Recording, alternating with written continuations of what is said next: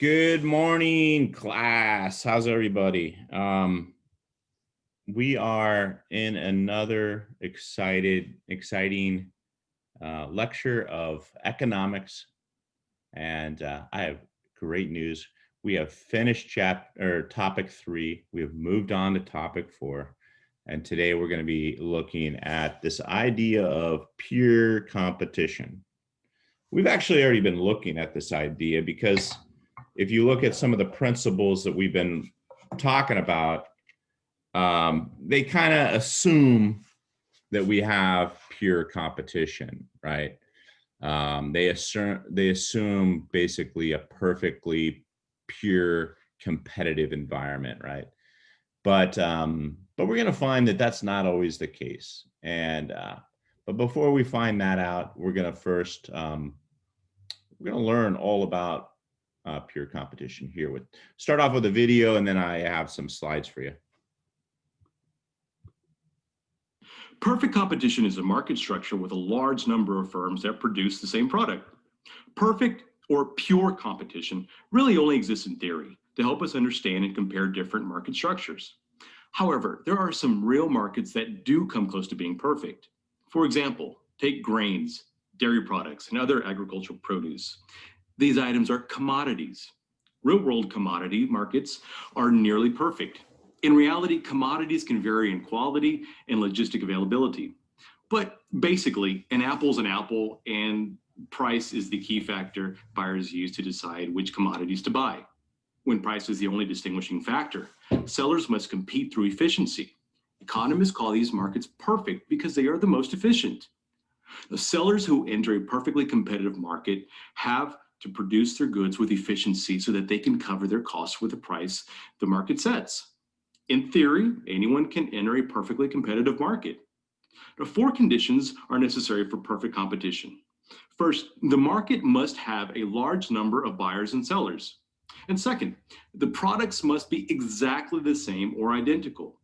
Third, both buyers and sellers must be well informed about the product. And finally, sellers are free to enter or exit the market at any time. Now, with a large number of buyers and sellers, the market as a whole sets the price, not a few individuals. If only a few sellers offer a product, they can set the prices higher than the cost because of their lack of competition. In purely competitive markets, products are identical. They are not interchangeable, like cotton t-shirts or jeans that can vary in quality and design. In perfect competition, the only difference that exists between one seller's goods and another's is price. Information about the product in a perfect competition market must be readily available to both buyers and sellers in order for each to make the most informed decisions. Sellers must be able to easily enter a market for it to be perfectly competitive. Barriers to entry, such as large startup costs, create imperfect markets. In reality, market entry can be less than perfect, even in commodities markets. Producing hundreds of bushels of wheat or crates of oranges is no easy task. Farmers must have fertile land, ample water, and heavy machinery to grow and harvest a crop. Now, you can pick just about any market, review the 4 conditions for perfect competition, and find 1 or 2 conditions in that market that are not, well, perfect. Perfect competition may generate the most efficient markets, but it falls short in one very important way. In our free market society, most producers compete by creating superior products or by bringing new ideas to market that improve our lives every day. And concentrating only on price leaves a lot of other factors out, including quality, style, and performance. Now, try to imagine what our lives would be like if all our markets had to be perfect and each type of good had to be exactly alike.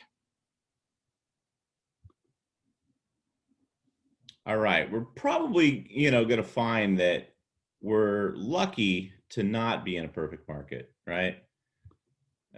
Based on what that, like I said. All righty.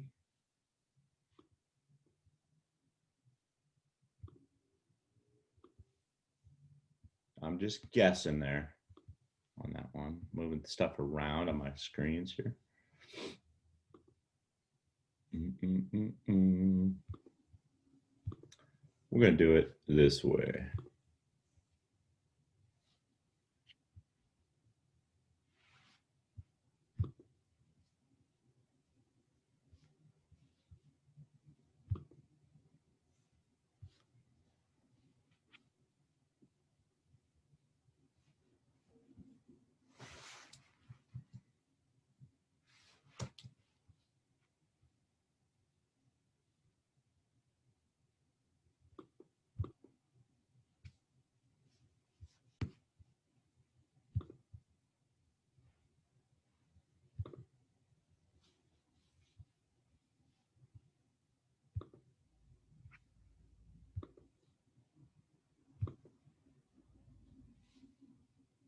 Okay, I was having a little bit of problems putting this in presentation mode, so I'm just going to do it this way with the slides on the left here, where I can navigate easily.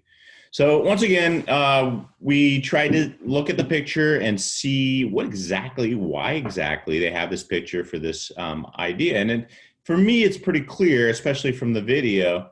The guy said that, perfect or pure competition or perfect markets don't really exist except in theory. The closest, however, he did say was an apple is an apple, right? Produce. And here we have a farmer's market. And anybody that's gone to a farmer's market knows that sometimes there's more than one fruit or vegetable vendor, right? And you look at them and you're like, I could buy that squash there, or I could buy a squash at the other store, right? So maybe the squash is a little bit of a bad example because my guess is that there's not very many squashes that look exactly like this at the market. But take this tomato in the background, right? Get the same tomato. Let me get my little spotlight thing. You got this tomato back here. You go to another, or maybe this is a jalapeno right here, but you go to another table and they have the same or very similar, and we're going to say the same because perfect market means the same, right? And that's why that's why you don't find it in reality very often, is because very rarely are things exactly the same, right? If you go to the next table over, the tomatoes might be a little bit more red, they might be a little bit bigger. The jalapenos might be a little bit more shiny, a little less wrinkly, which tells you that they're fresher, right?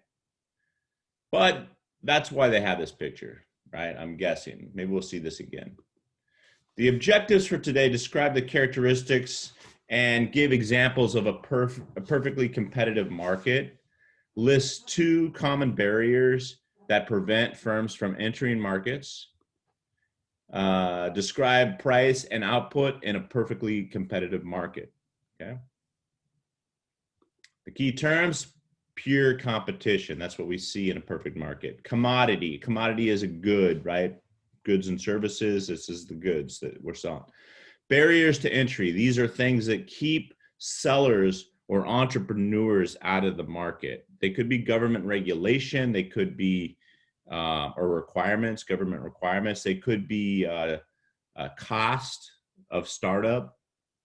Anything that is going to be a barrier or a hurdle to jump over to get to be in a market is a barrier, right? And some markets have more barriers and more substantial barriers than others. And then imperfect competition is just that. It's not a perfect competition, right? Not a pure competition. Startup costs, we talked about that as being a barrier to entry. Conditions for pure competition. He said there's four, right? Let's see if they say the same. You have decided to cook dinner. As you shop for produce at the local farmer's market, you see many fruits and vegetables being offered by several different suppliers. Yet each supplier charges the same price for these fruits and vegetables. On the way home, you wonder why buying a leather jacket or a car or a high definition TV isn't as simple as buying produce at the local farmers market, right? And the difference is going to be in the style, the quality, like the price, even. You're going to have when you buy these other products, you're going to have a lot more variability with those things. Conditions for pure competition. Many retailers offer a wide variety of brands and models, giving consumers a wide variety of choice, which is the hallmark of competition.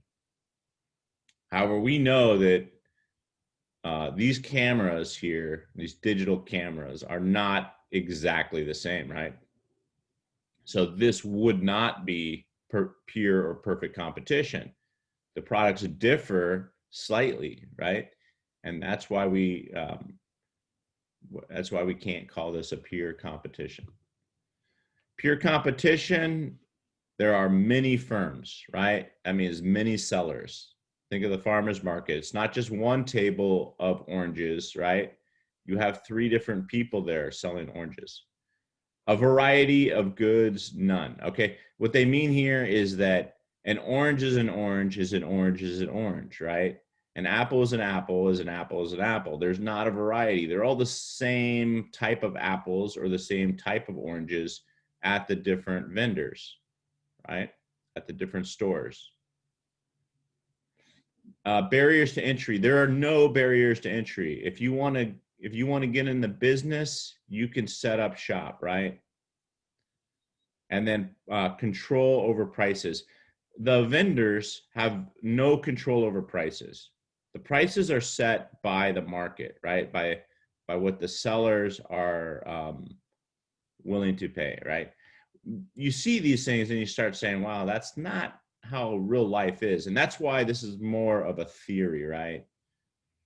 Pure competitive markets. Now, another area where you can see something close to pure markets is in the energy sector, right? If you're buying barrels of oil, right? Does it really matter? I mean, the brand, the quality. I mean, there is some, I guess, quality. They might have like A or B, or take something I know a little more about, like coffee, right? When you're buying coffee beans, usually they have two types: A quality or B quality, right? So if you're buying A quality beans um, from Colombia, then it doesn't matter too much who you're buying it from, right? It's the same thing, right? Unless you get into organic and um, what's the other one? It's when they pay pay living wages and stuff like that. A fair trade. If you get into those things, then you start to distinguish. But so purely competitive market has many suppliers selling identical products called commodities. Analyze information. Why is in the market for automobiles a purely competitive market? Go ahead and tell me. Why isn't the automobile market a purely competitive market? Who doesn't like shopping for cars? Shopping for cars is kind of fun, right? Um, it's like dreaming, right? Like you're dreaming, like, oh man, this car would be so cool if I could buy this car, right? Anybody know why it's not a purely competitive market, the auto industry? Go ahead and put it in the chat. So there are many brands in the auto industry, but if it was just brand, if it was just like, oh, this is, you know, Ford, Honda, Toyota, BMW, Mercedes, and it was just a name. Yeah, they're made in different places, right? Some people think that cars made in certain countries might perform better, right? They all look different. Now we're getting into some tangible differences, right? They are different, right? What are some differences you see in these cars? The motors, right? Yeah. You could have a V6, a V8, a V4. You could have a hybrid. You could have electric, right?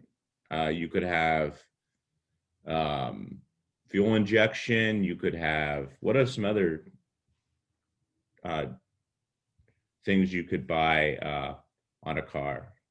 The motor, the tech. Turbo, Yeah, you can get a turbo. Some cars have turbos, supercharger. superchargers. Okay, now we're talking about the engine. We're talking about performance. What about suspension, tires? Do those differ? Yeah, How do like they? the tires. Yeah, how do tires differ when you're looking at cars? Grip and the weight of the tires. If the tires are too heavy, then they can drag down the car. Okay, And what the grip also. If the grip? the tires are too like like grippy, like that'd be good for track, but like not really anything else. Yeah. Sounds like you're into drifting or something. Uh, Uh, I'm not allowed to disclose that information. okay, yeah. Anyway, so a person looking for a car is looking for different things, right? Different people look for different things. Different cars have different things. And that's why these aren't purely competitive markets. If you're in the market for a vehicle that can tow your horse trailer and a bunch of horses, maybe say like 4 horses, you have very limited vehicles you could look at, right? You're probably looking at big trucks, right? From Ford, Chevy, Dodge, right? And each one of these is going to be different, slightly different, right? If you're in the market for say you're get a job, a great job down in San Francisco, right? So you're going to be commuting down there. So you want to be in the carpool lane, right? You're going to be driving by yourself, but you're like, I'm going to be in the car. I want to be in the carpool lane because I'm going to be spending a lot of time on the road. I got to get me a carpool sticker.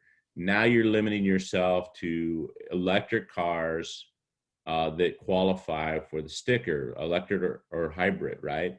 Maybe natural gas vehicles, right? So these are all very different fuel sources. Some of them qualify for the carpool sticker, some of them don't. All these little changes, all these little differences make the market not purely competitive. Now we have an imperfect competitive market. It's actually not, it sounds like a bad thing. It's not a bad thing when you're talking about taste, right? Everybody has different tastes. We want to be able to distinguish ourselves from the things from others by the things that we like, right? That we like, that we want to spend our money on.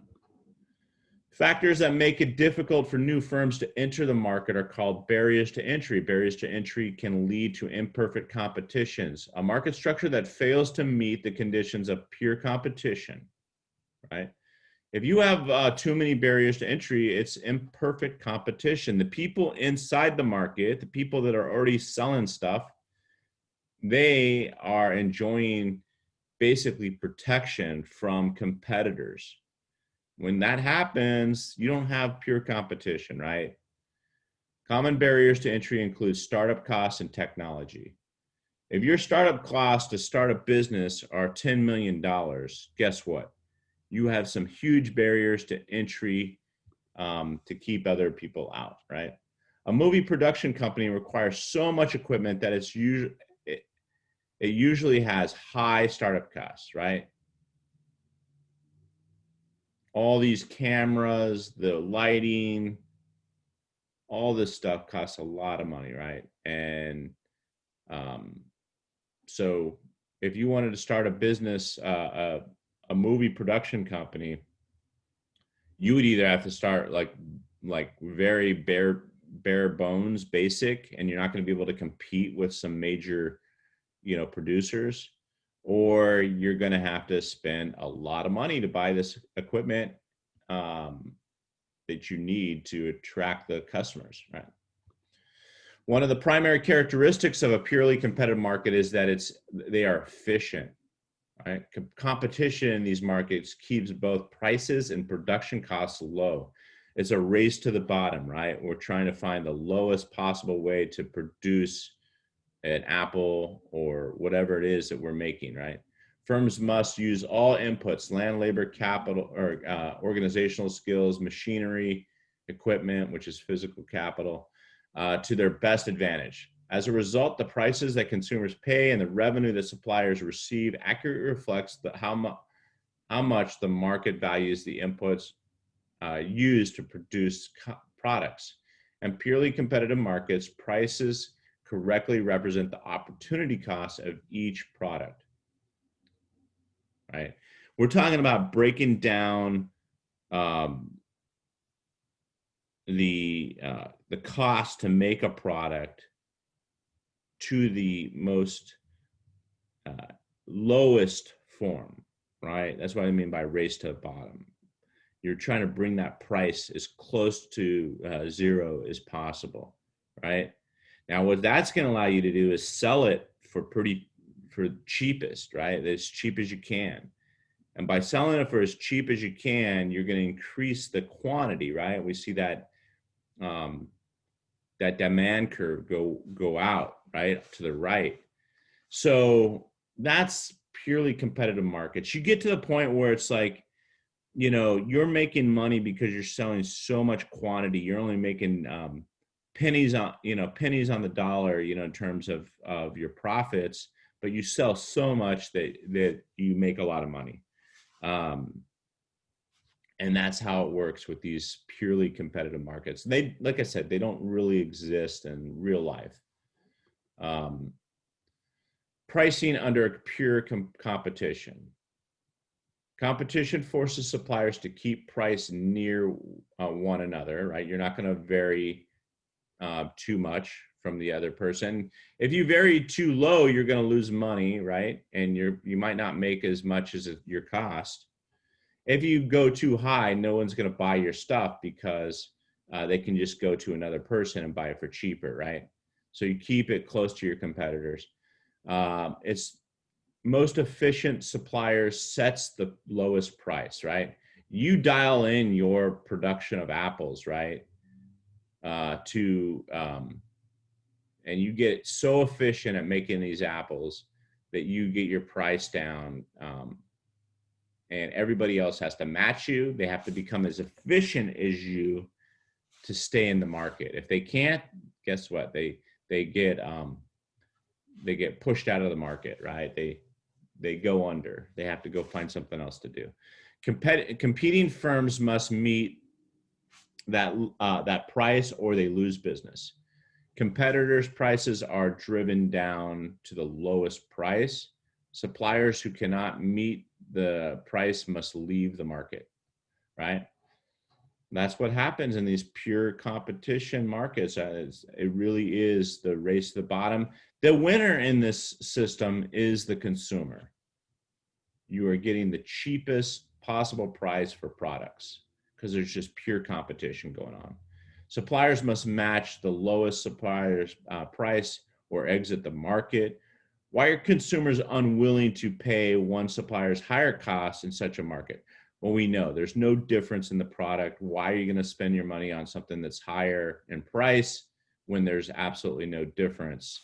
You're going to do what is right for you and buy the cheaper one, right? So let's see how you guys do with this.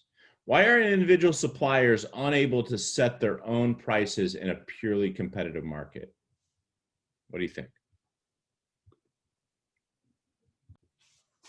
These other suppliers already have their supply out there and it's set at a different price. Nobody's going to buy yours if there's excessive supply in the market. Also, C, they don't have enough influence over the market. We're going to find out about this in the future, but if you were able to have influence in the market as a seller, you can actually set the price, right? So it does ring true in this one. So B and C are both good. I think B is probably the right answer. Which type of business would have the lowest technological barrier to entry? Yeah, I mean, I didn't have to read very far. I'm going A on this one. I did this when I was probably 11 years old. I used to walk dogs. A couple basset hounds. I don't know if anybody has a basset hound, but they slobber and then they shake their heads and then the slobber goes everywhere. That was the worst part about those dogs. The last question. Why is a purely competitive market undesirable for owners of supplier firms in that market?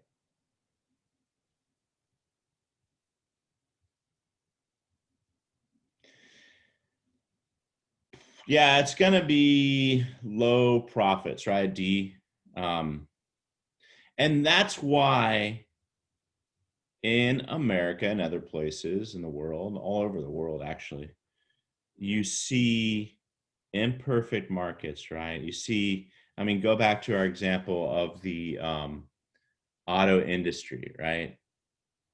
Ernesto is not going to buy the same car I'm going to buy. We're interested in two different types of cars, right?